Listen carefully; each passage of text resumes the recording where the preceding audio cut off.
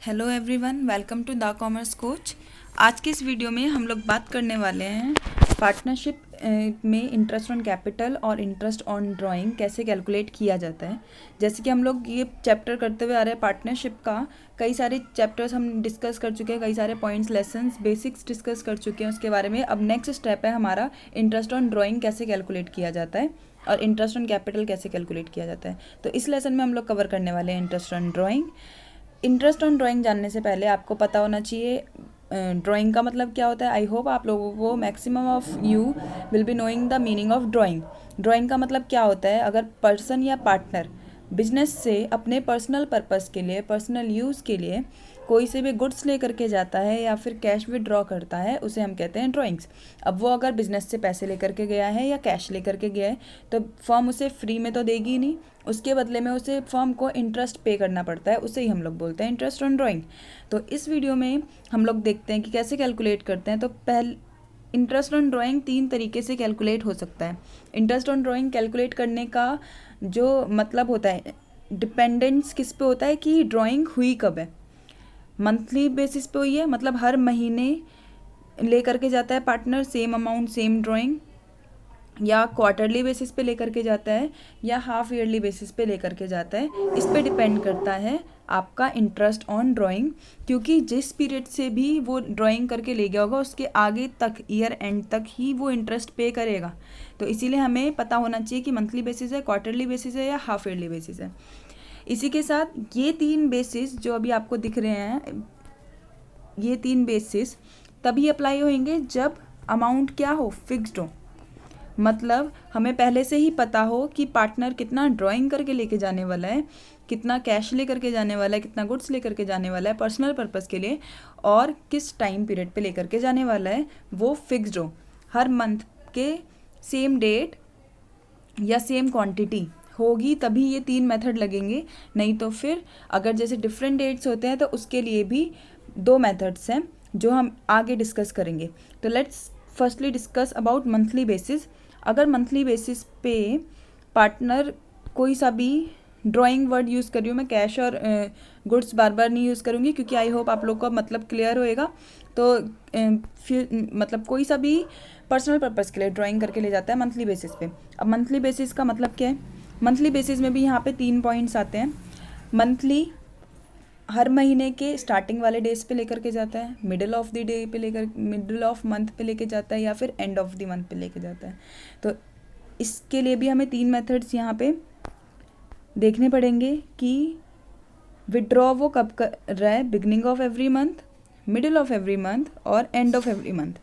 इन तीनों सिचुएशन में ही average different हो जाएगा। और इस एवरेज का कैलकुलेशन हम कर क्यों रहे हैं, देखिए इंटरेस्ट ऑन ड्राइंग निकालने के लिए हमें क्या चाहिए होता है, टोटल ड्राइंग, मतलब पूरे साल में आप लोगों ने, पार्टनर ने मतलब कितना ड्राइंग किया है, इनटू रेट ऑफ इंटरेस्ट, उसको कितना इंटरेस्ट पे करना पड़ेगा। और यहाँ पे जो मंथ दिख रहा है, इस मंथ को हम एवरेज लेते हैं, और इसी एवरेज को निकालने के लिए ये 3 तरीके हैं, और इन 3 तरीकों में से कोई एक तरीका ही क्वेश्चन में दिया होगा और आपको फिर अकॉर्डिंगली अप्लाई करना पड़ेगा उस सिचुएशन में। अगर मंथली बेसिस है तो इन तीनों के अलावा कुछ नहीं हो सकता, 6.5, 6, 5.5 अगर अमाउंट फिक्स्ड है तो।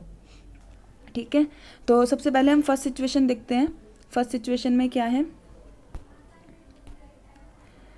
Fixed amount withdraws at beginning of every month, हर एक महीने की बिगिनिंग पे। अब इसका मतलब क्या है, बिगिनिंग ऑफ मंथ मतलब मान लीजिए आपका जो बिजनेस है उसका फाइनेंशियल ईयर है 1 जन से 31 मार्च।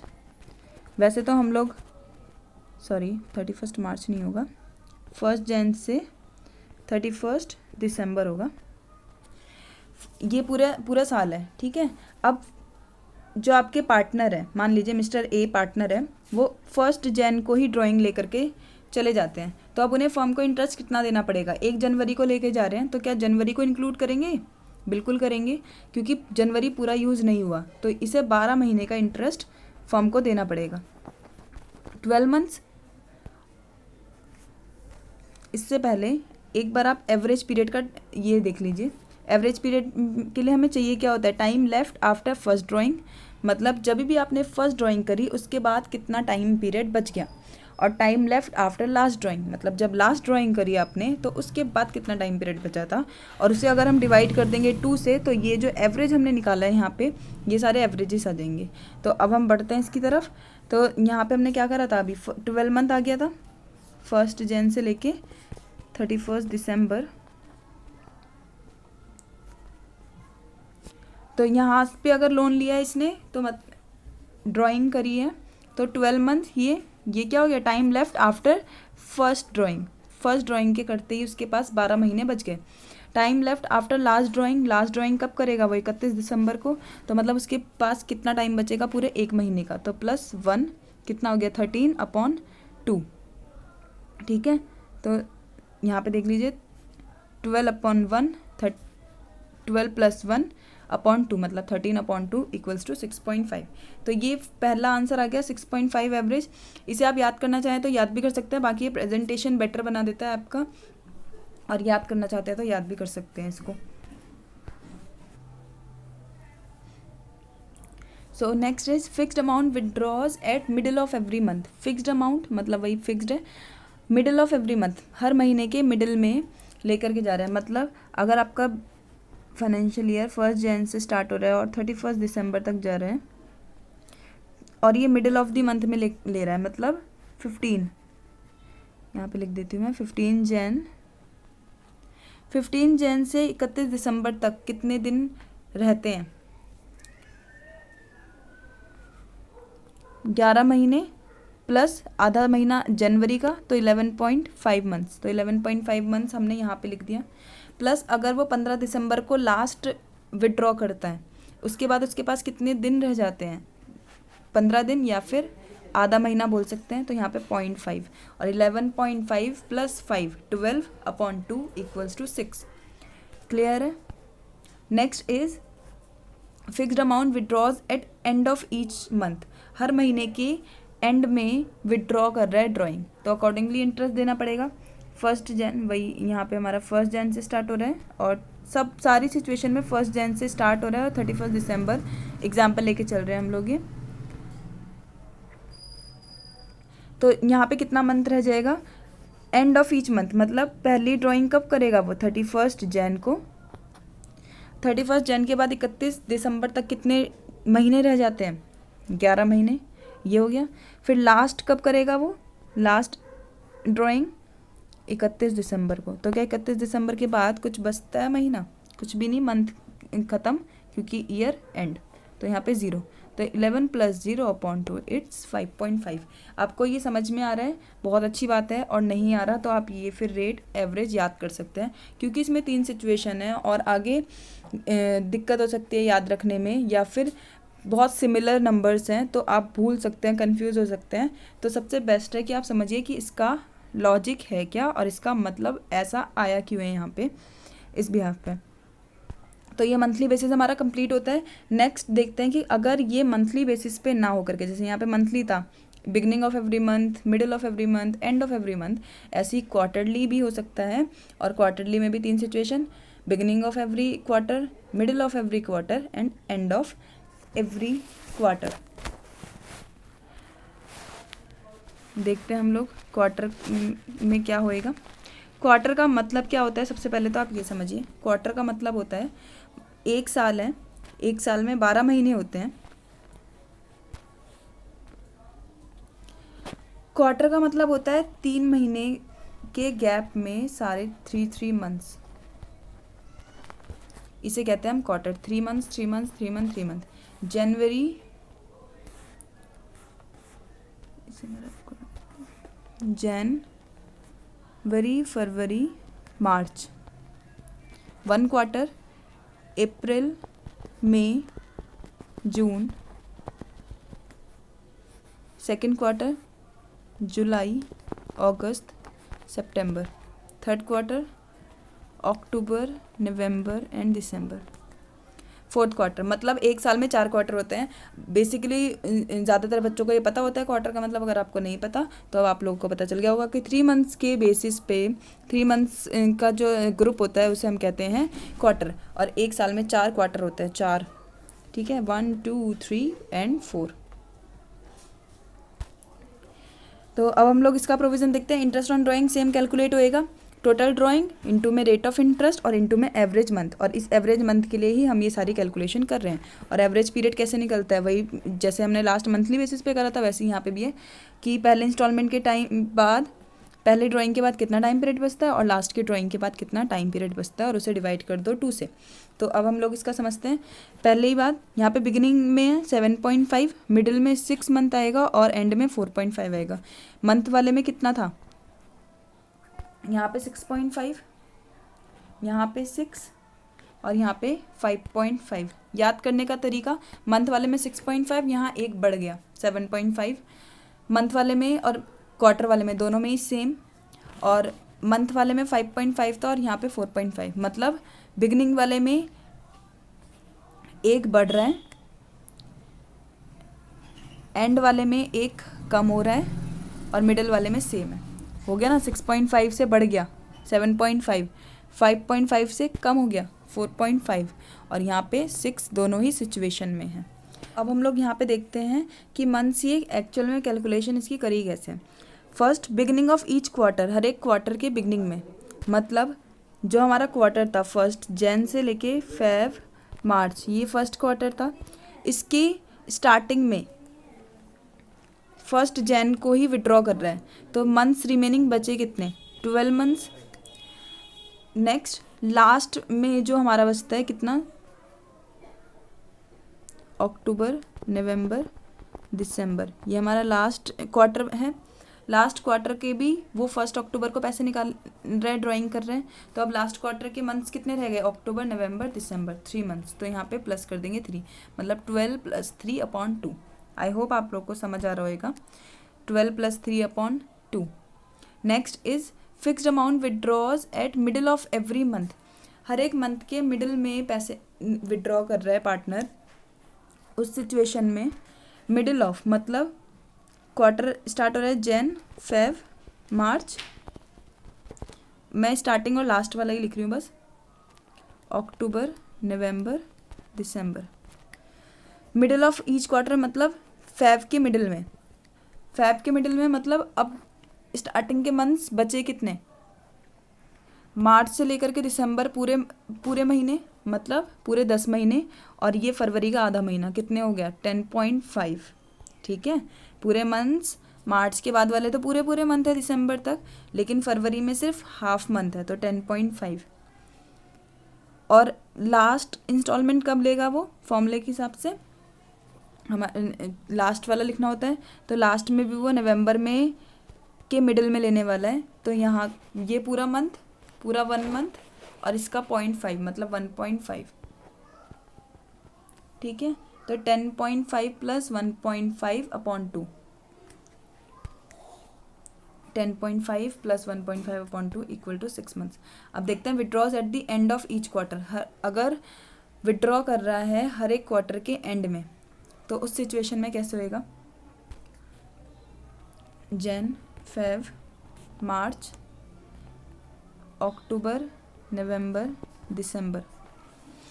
एंड ऑफ ईच क्वार्टर मतलब मार्च में 31 मार्च को और 31 दिसंबर को निकाला होएगा पैसे। मार्च में निकाला तो कितने मंथ्स रह गए बाकी के बचे हुए, 9 मंथ्स, और दिसंबर में निकाला 31 दिसंबर को, तो क्या कुछ डेज भी बचे, नहीं बचे, तो फिर सिर्फ 9 मंथ्स + 0/2, 9 मंथ्स + 0/2। फिर से ये क्वार्टर और मंथली ख़त्म हो गया। अब हम लोग करने वाले हैं हाफ ईयरली। फिर से एक बार रिवीजन करते हैं जल्दी से। मंथली वाले में यहाँ पे कितना था 6.5, और यहाँ कितना हो गया 7.5। मंथली वाले में यहाँ 6 था और क्वार्टरली वाले में भी 6 ही है, और मंथली वाले में यहाँ पे 5.5 था और यहाँ पे 4.5 है। ठीक है, अब हम लोग देखते हैं कि हाफ ईयरली वाले में कैसे होएगा। अगर ये सिचुएशन हमें हाफ ईयरली वाली दी हो तो हाफ ईयरली वाले में हम लोग क्या करते हैं, पूरे साल को 6 महीने में डिवाइड कर देते हैं। ठीक है, यहाँ पे भी interest on drawing, total drawing into rate of interest, और ये सारे रेट्स डिफरेंट हो गए यहाँ पे। और एवरेज टाइम पीरियड वही फर्स्ट के बाद कितना टाइम बचता है और लास्ट के बाद कितना टाइम बचता है, उसको डिवाइड कर दो 2 से। अब यहाँ पे मंथ्स याद कर लो, जो मंथ वाला था उसका हाफ ले लेते हैं एक तरीके से। यहाँ पे याद करने का तरीका याद करने का तरीका वहाँ पे कितना था 6.5, यहाँ 3.5, 6 का हाफ हो गया, 5 वैसे ही रहा। यहाँ पे 3 मंथ्स है, वहाँ 6 मंथ्स था, और यहाँ पे 5.5 मंथ था, यहाँ पे 2.5, मतलब इस 5.5 पे तो कोई इफेक्ट पड़ा नहीं, और ये 5 यहाँ, इसका हाफ। ये सिर्फ याद करने का तरीका है, आप याद अपने तरीके से कैसे भी कर सकते हैं, जैसे भी आपको आसान लगे। अब बढ़ते हैं ये कैसे आया। इस हाफ ईयरली वाले में हम एक ईयर को 2 हिस्से में डिवाइड कर देते हैं, 6 मंथ्स और 6 मंथ्स में। तो starting beginning of every month में लेकर के जा रहे हैं, तो मतलब 1 जैन को, 1 जैन से 6 मंथ्स, पूरे 6 महीने बचते हैं। और एंड वाले में मतलब जब बिल्कुल ईयर एंड होने वाला होएगा, ठीक है, तो उसके बिगिनिंग में मतलब 1 दिसंबर को, तो 1 दिसंबर के बाद कितना बचेगा यहाँ पे, सिर्फ 1 मंथ, तो यहाँ पे 3.5 आ गया। ऐसे ही second, fixed amount withdraws at middle of every month. Middle of every month मतलब मंथ के मिडिल में, मतलब जनवरी के मिडिल में, तो जनवरी फरवरी मार्च अप्रैल मई जून, 6 मंथ्स। कितने मंथ्स बच गए, फरवरी मार्च अप्रैल मई जून जुलाई, पूरे यहाँ पे 5 मंथ्स बचते हैं। एक सेकेंड मैं यहाँ पे आपको लिख के बता देती हूँ। मिडिल वाले में क्या होगा, जनवरी फरवरी मार्च अप्रैल मई जून, ये 6 मंथ्स है, और जनवरी के मिडिल में पैसे निकाल रहा है वो, तो कितने मंथ्स बचे, 1 2 3 4 5, और इसका 0.5, तो 5.5, ठीक है, यहाँ पे इसलिए 5.5 लिख दिया। और नेक्स्ट लास्ट वाला कैसे निकालेंगे, लास्ट में निकाल रहे हैं, मतलब जो भी मंथ लास्ट का बचता है उसमें सिर्फ हाफ मंथ्स बचेंगे, इसलिए यहाँ पे 0.5 आ गया, ठीक है। ऐसे ही फिक्स्ड वाले में स्टार्टिंग में एंड वाले में क्या होगा, 1 मंथ एंड, मतलब 31 मार्च को, 31 जनवरी से फरवरी मार्च अप्रैल मई जून, पूरे 5 मंथ्स। और यहाँ पे अगर एंड ऑफ द मंथ है, एंड ऑफ द मंथ में कोई डेज बचते ही नहीं है, तो इसीलिए यहाँ पे मंथ्स क्या आ जाएंगे, 0, मतलब टाइम पीरियड लेफ्ट बचा ही नहीं, तो 5 + 0/2, यहाँ पे कितना आ गया, 2.5। आई होप आप लोगों को क्लियर होगा। अगर कुछ भी डाउट आता है तो आप कमेंट करके मुझसे पूछ सकते हैं। इसी के साथ हमारा ये ख़त्म हो जाता है जब हमारे पास फिक्स्ड अमाउंट दिया हो, फिक्स टाइम पीरियड दिया हो। अब हम लोग बात करते हैं अगर टाइम पीरियड डिफरेंट हुआ या फिर अमाउंट डिफरेंट हुआ, तो उस सिचुएशन में हम लोगों को कैसे डील करना है, ठीक है। तो इससे डील करने के लिए हमारे पास 2 मेथड यहाँ पे हैं, एक सिंपल मेथड और एक product method. Main important product method है, ज़्यादा वैल्यू इसकी होती है, मतलब ज़्यादा क्वेश्चंस इसी पे बनते हैं। और नेक्स्ट इज सिंपल मेथड। तो सबसे पहले हम लोग सिंपल मेथड डिस्कस करते हैं और उसका एक सम करते हैं। 1 मई को विड्रॉ कर रहा है पार्टनर, 1 अगस्त, 30 सितंबर, 31 जैन और 31 मार्च। क्या इन सब में टाइम पीरियड सेम है, डिफरेंस आप एक बार देखिए आराम से और बताइए कि टाइम पीरियड सेम है या डिफरेंट है। बिल्कुल डिफरेंट है। 1 मई से 1 अगस्त तक कितने मंथ्स होते हैं, 1 मई अप्रैल मई जून जुलाई, 3 मंथ्स।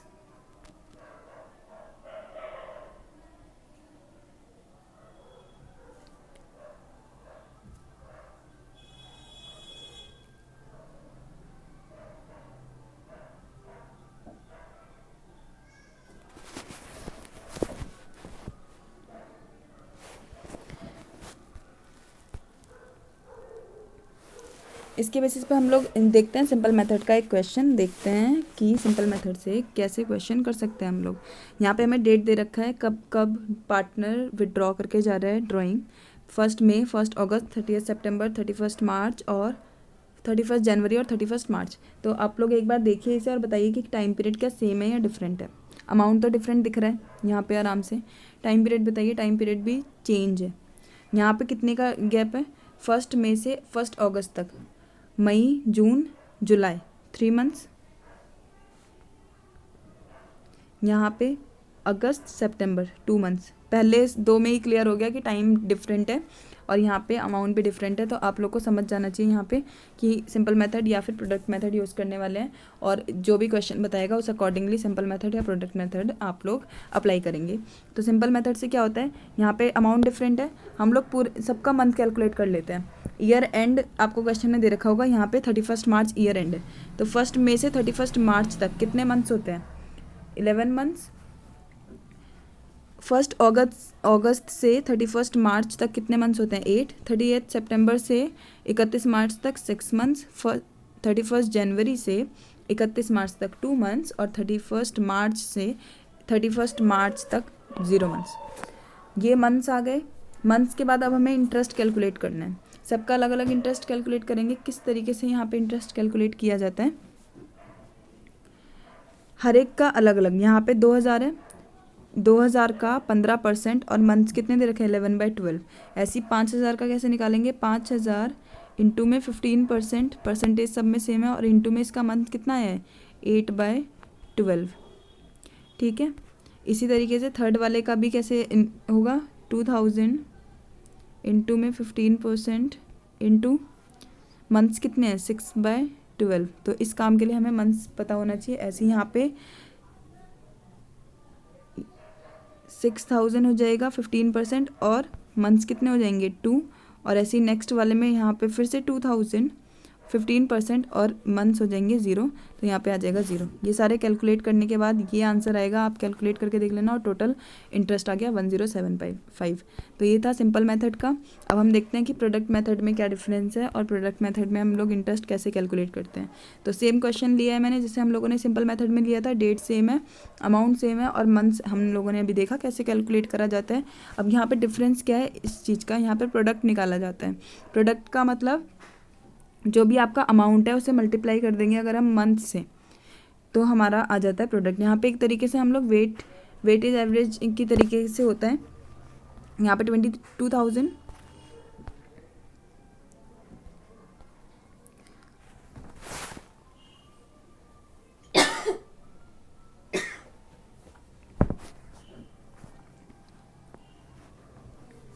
यहाँ पे 22,000, यहाँ 40,000, यहाँ 12,000, यहाँ 12,000 और यहाँ 0। कैसे? 5,000 इंटू 8 40, 2,000 इंटू 6 12, 6,000 इंटू 2 12 और 2,000 इंटू 0। तो टोटल हमारा प्रोडक्ट कितना आ गया? 86,000। इस पे सबका अलग अलग इंटरेस्ट निकालने की ज़रूरत नहीं पड़ती, एक साथ हम एक ही बार में हम निकाल सकते हैं पर मंथ का।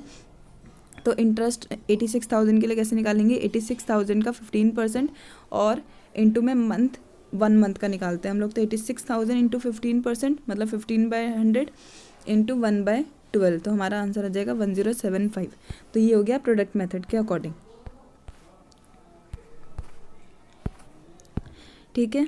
तो आई होप आप लोगों को ये समझ आया हो कि इंटरेस्ट ऑन ड्राइंग किस तरीके से कैलकुलेट किया जाता है। अगर कोई भी इसमें कुछ भी डाउट आता है आप लोगों को, तो आप लोग आराम से मेरे को कमेंट बॉक्स में कमेंट करके पूछ सकते हैं। Thank you for watching.